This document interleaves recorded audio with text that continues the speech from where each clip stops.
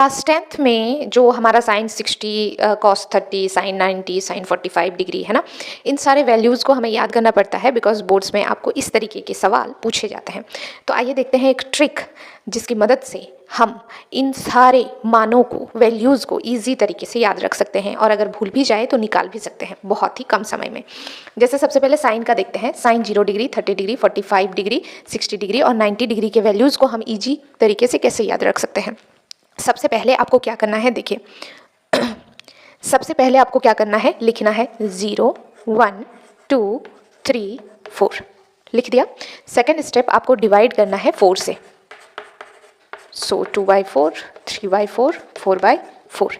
अब आपको क्या करना है, थर्ड स्टेप में रूट ले लेना है सबका, ले लीजिए, सब में रूट आ जाएगा। अब इसका वैल्यू तो 0 ही आएगा, है ना। इसका वैल्यू क्या होगा बताओ, हाफ 1/2। इसका वैल्यू क्या होगा, देखो इसका वैल्यू देखो, ये √2 हमारा और √4 का तो 2 होता है। तो यहाँ पर देखो 2 को क्या हम लिख सकते हैं, √2 × √2, हाँ लिख सकते हैं, √2 × √2 √4 और √4 का वैल्यू 2, यानी 2 को हम √2 × √2 के फॉर्म में लिख सकते हैं। इसको इसको कैंसिल करो, क्या होगा 1/√2, सो 1/√2। अब अगर मैं इसकी बात करूँ तो क्या होगा, √3/2, ये रूट दोनों में आएगा, ये √3 और √4 का तो 2 होता है, √3/2 और ये तो कैंसिल हो जाएगा तो 1, √1 का वैल्यू 1। तो आ गया ना, sine 0 degree 0, sine 30 degree half, sine 45 degree 1/√2, sine 60 degree √3/2, sine 90 1। समझे। अब देखो अगर आपको कॉस चाहिए, मान लो cos 0, cos 30, cos 45, cos 60, cos 90, तो आपको कुछ नहीं करना, ये जो साइन का वैल्यू निकला है ना, इसको जस्ट आपको ऑपोजिट लिख देना है। मतलब ये इस साइड से है तो आपको इस साइड से लिख देना है। 1 आप लिखोगे, फिर लिखोगे √3/2, यहाँ पे लिखोगे 1/√2, यहाँ पे लिखोगे 1/2 और यहाँ पे लिखोगे 0।